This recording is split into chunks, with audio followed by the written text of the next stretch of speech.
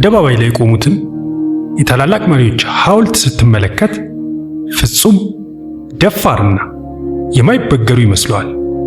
ግን አንድ አስደንጋጭ እውነት ልንገርህ፣ የሰው ልጅን ታሪክ የለወጡት ትልልቆቹ ውሳኔዎች የተወሰኑት በጨለማ ክፍል ውስጥ ተደብቀው በሚያለቅሱ፣ ራሳቸውን ለማጥፋት ገመድ በሚፈልጉ እና በከፍተኛ የፍርሃት መንቀጥቀጥ ውስጥ ሆነው ድፍረትን በማስመሰል በሚጫወቱ ሰዎች ነበር። ዛሬ ታሪክ ደብቆት የኖረውን እነዚህ 3 ታላላቅ መሪዎች ከመቃብራቸው በፊት ለማንም ያልተነፈሱትን አስደንጋጭ የሥነ ልቦና ምስጢር እንገልጣለን። ሰላም፣ እንደምን አላችሁ? እኔ ጉዛየው ነኝ። ይህ አይምሮን የሚያሳርፈውና ማንነትን የሚገነባው የሰላም ድምፅ ፖድካስት ነው። አብዛኞቻችን በሕይወታችን ውስጥ ትልቅ ህልም እናስብና ወዲያውኑ ውስጣችን ባለው ፍርሃት፣ ጥርጣሬ እና የጭንቀት ስሜት ተሸንፈን ወደ ኋላ እንመለሳለን። እኔ ደካማ ነኝ፣ ታላላቅ ሰዎች እኮ እንደኔ አይፈሩም፣ አይጨነቁም፣ ሁሌም በራሳቸው ይተማመናሉ ብለን ራሳችንን እናሳምናለን። የትምህርት ቤት የታሪክ መጻሕፍቶቻችንም የሚነግሩን ይህንኑ የውሸት ትርክት ነው። ታላላቆቹን ሰዎች ልክ ከሰማይ እንደወረደ መልአክ ምንም እንከን እንደሌለው ብረት አድርገው ይስሉልናል። ነገር ግን እውነተኛው የሥነ ልቦና ታሪክ ፈጽሞ የተለየ ነው። የዓለምን ካርታ የሳሉ፣ የሰው ልጅን የነጻነት አቅጣጫ የቀየሩ መሪዎች ልክ እንደ እኔና እንዳንተ በከባድ የውስጥ ጦርነት ውስጥ ያለፉ ነበሩ። ልዩነታቸው ምንድን ነው? ልዩነታቸው እነሱ የውስጥ ሕመማቸውን እና ድክመታቸውን በመደበቅ ያንን ሕመም ለዓላማቸው ማገዶ አድርገው የመጠቀማቸው ምስጢር ነው። ዛሬ የምንመለከታቸው 3 ታላላቅ መሪዎች ሕይወታቸውን በሙሉ ሲዋጉት የነበረው ትልቁ ጠላት የውጭው ዓለም አልነበረም። ትልቁ ጠላታቸው በራሳቸው ጭንቅላት ውስጥ የነበረው ጨለማ ነው። ጫጫታውን ዝጋ፣ የተረጋጋውን መንፈስ አዳምጥ። የሮማውያን ንጉሥ፣ የአሜሪካው አዳኝ እና የአፍሪካው የነጻነት አርማ የደበቁትንና ከሞት በኋላ ብቻ የታወቀባቸውን ምስጢር አብረን እንመርምር።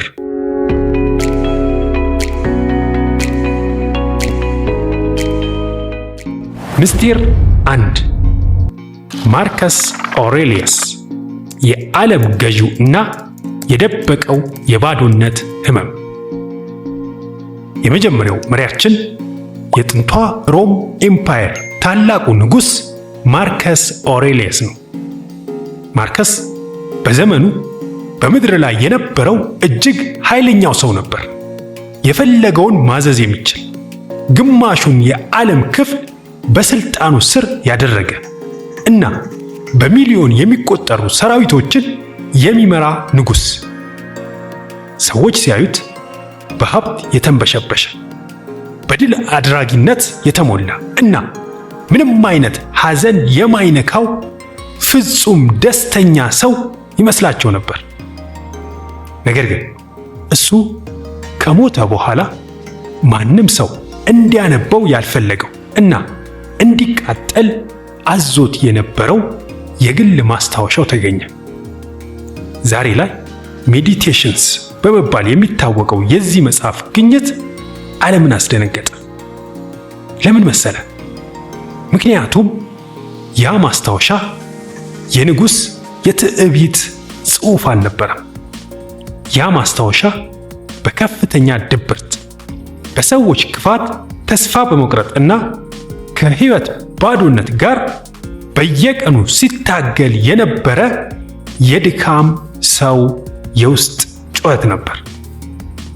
የዓለም ገዢው ማርከስ ጠዋት ከአልጋው ለመነሳት እጅግ ይቸገር ነበር። ለሕይወት ትርጉም የለውም የሚለው ስሜት ያጠቃው ነበር። በማስታወሻው ላይ እንዲህ ብሎ ጽፎ ተገኘ። ጠዋት ከአልጋ ለመነሳት ስትሰንፍ ይህንን ለራስ ንገረው፣ እኔ የተፈጠርኩት የሰውን ልጅ ሥራ ለመስራት ነው። ታዲያ የተፈጠርኩለትን ዓላማ ለማድረግ ለምን አቅማማለሁ? ወይስ የተፈጠርኩት ሞቅ ባለው ብርድ ልብስ ውስጥ ተጠቅልዬ ለመተኛት ነው? የሱ ትልቁ ምስጢር ከራሱ ስሜት ጋር የሚያደርገው የዕለት ተዕለት ርኅራኄ የለሽ የሥነ ልቦና ጦርነትና ስቶይሲዝም ነው። ማርከስ ኃይልና ሥልጣን ነበረው። ነገር ግን ይህ ሁሉ ኃይል ከንቱ ነው። ሰዎቹም ዛሬ አጨብጭበውልኝ ነገ ይረሱኛል የሚለውን መራር እውነት አምኖ ተቀብሎ ነበር። ሥልጣን እንዳያበላሸው በየቀኑ ራሱን ዝቅ የሚያደርግበትን ምስጢር ይጠቀም ነበር። ማንም ሳያየው ለራሱ እንዲል ነበር፣ አንተ ጥቂት ዓመታት ኖረህ ወደ አፈር የምትቀላቀል ነህ፣ ዝናህም ከንቱ ነው። ትክክለኛውን ነገር አድርግና እለፍ። ይህ የሥነ ልቦና ምስጢሩ ነው። ከሙስና፣ ከትዕቢትና እብድ ከሆነ አምባገነንነት ያዳነው።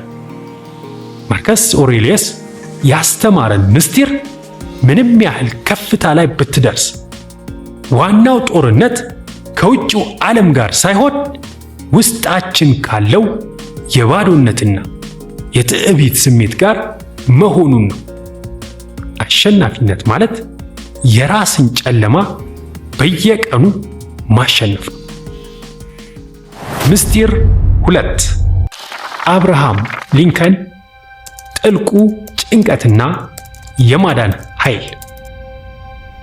ሁለተኛው መሪያችን ዘመናዊቷን አሜሪካን ከመበታተን ያዳነው እና የባርነትን ቀንበር የሰበረው 16ኛው የአሜሪካ ፕሬዝዳንት አብርሃም ሊንከን ነው። ስለ ሊንከን ስናስብ እጅግ ጥበበኛ፣ ቀልደኛ እና በማንኛውም አቋም የማይናወጥ የፖለቲካ ጀግና ሆኖ ነው የሚታየን። ነገር ግን ሊንከን እስከ ሞተበት ቀን ድረስ ከሕዝብ እይታ የደበቀው ዛሬ ላይ ክሊኒካል ዲፕሬሽን በመባል የሚታወቀው እጅግ አስከፊ የሆነ የሜላንኮሊ ወይም የጥልቅ ሐዘን ህመምተኛ ነበር። ምስጢሩ ምን ያህል የከፋ ነበር መሰለ? በወጣትነቱ ወቅት ጓደኞቹ ቢላዋና ስለታም ነገሮችን ከእሱ ይደብቁ ነበር። ለምን? ራሱን ያጠፋል ብለው ስለሚፈሩ። ሊንከን በተደጋጋሚ ሕይወት መኖር አያስደስትም፣ ሞት ይሻለኛል በሚል ስሜት ውስጥ ይወድቅ ነበር። በተለይም ልጁ ከሞተበት በኋላ እጅግ ወደ ከፋ ጨለማ ውስጥ ገብቶ ነበር። አሜሪካ በርስ በርስ ጦርነት ደም በምትፋሰስበት፣ በመቶ ሺዎች የሚቆጠሩ ወጣቶች በሚረግፉበት በዚያ አስከፊ ጊዜ ሀገሪቱን የሚመራው ፕሬዝዳንት ራሱ በከፍተኛ የሥነ ልቦና ስብራት ውስጥ ነበር። ነገር ግን የሊንከን ትልቁ የሕይወት ምስጢር የራሱን የግል የሥነ ልቦና ስቃይ ለሌሎች ወደሚተርፍ እጅግ የላቀ ርኅራኄ መቀየሩ ላይ ነው። ሊንከን ሕመምንና ስቃይን በጥልቀት ስለሚያውቀው የሕዝቡን ስቃይ ለመረዳት አልተቸገረም። ጠላቶቹን እንኳን አይጠላም ነበር። እነሱ እኮ እኔ በእነሱ ቦታ ብሆን ኖሮ የማደርገውን ነው እያደረጉ ያሉት ይል ነበር። በራስ መተማመን ማጣትና ድብርት ለብዙዎች ውድቀት ሲሆን፣ ሊንከን ግን ያንን ሕመም ተጠቅሞ የሰው ልጅን ስነ ልቦና በጥልቀት አነበበ። እኔ የራሴን ስቃይ መቋቋም ከቻልኩ የአንድን ሀገር ስቃይ መሸከም እችላለሁ ብሎ አመነ። ይህ ነው ማንም ሊነግርህ የማይፈልገው ምስጢር። ታላቅ ለመሆን ፍጹም ጤነኛና ሁልጊዜ ደስተኛ መሆን አይጠበቅብህም። ውስጣችን ያለው ስብራት፣ ጠባሳና ሐዘን በትክክል ከተጠቀምንበት ልክ እንደ ሊንከን ሌሎች ሰዎችን የምታድንበትና ከፍ ወዳለ ጥበብ የምትሸጋገርበት ትልቅ መሳሪያ ሊሆን ይችላል። ሕመምህን አትደብቀው፣ አትጥላው፣ ወደ ኃይል ቀይረው። ምስጢር 3 ኔልሰን ማንዴላ የሰለጠነው ቁጣና የማስመሰል ጥበብ።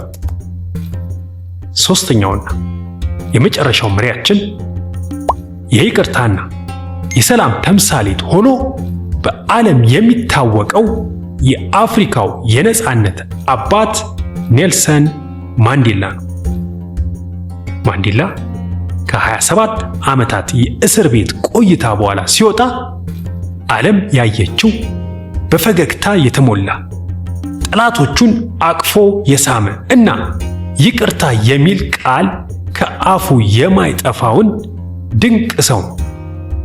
ዓለም ይሄ ሰው ከሰው የተለየ መልአክ መሆን አለበት ብላ አመነች።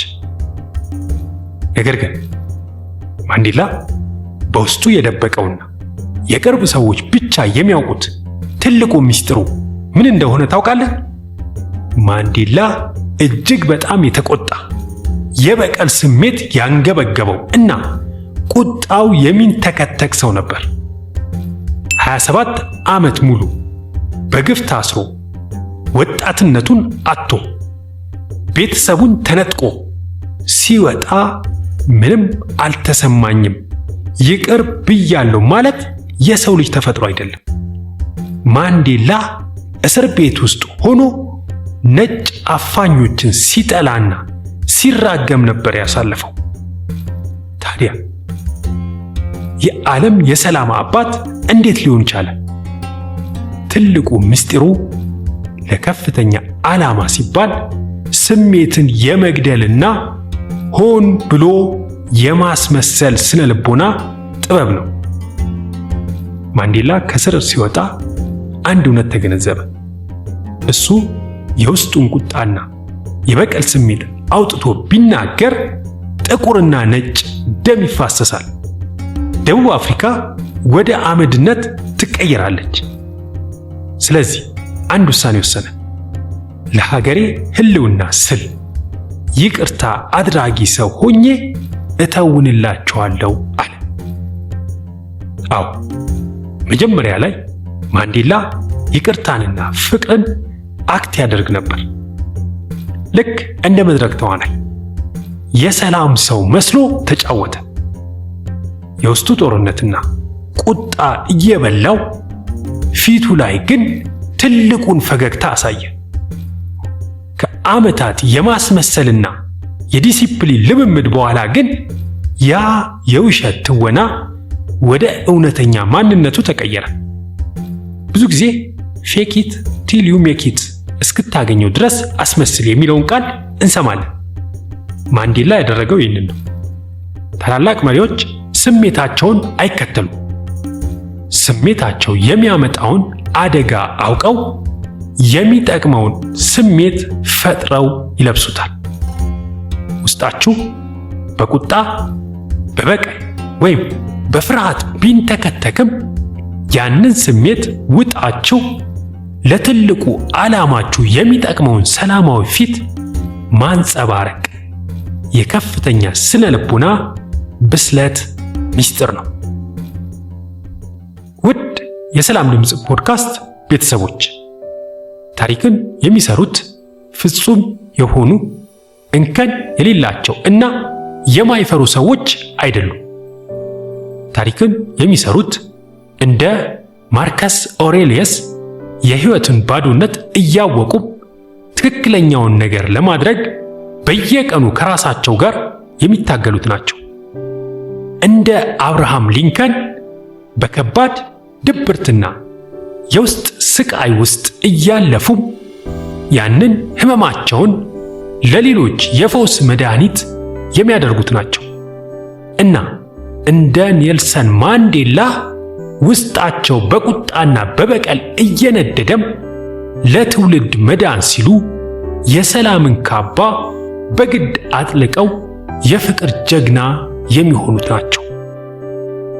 አንተስ አሁን ባለህበት ህይወት የቱ ነው ከባድ ፈተና የሆነብህ? የውስጥ ባዶነት ስሜት፣ ጥልቅ የሐዘንና የጭንቀት ህመም፣ ወይስ አውጥቼ ላፈንዳው ያሰኘህ ከባድ ቁጣ? እነዚህ ስሜቶች ያንተ ደካማነት መገለጫዎች አይደሉም። እነዚህ የሰው ልጅነትህ ማረጋገጫዎች ናቸው።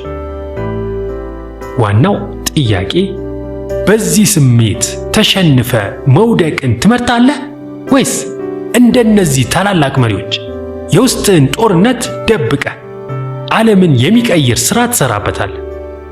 ውሳኔው ያንተ ነው። ይህ ጥልቅ የሆነ ታሪክና የስነ ልቦና ትንታኔ የውስጥ ጥንካሬህን እንዳነቃቃው አምናለሁ።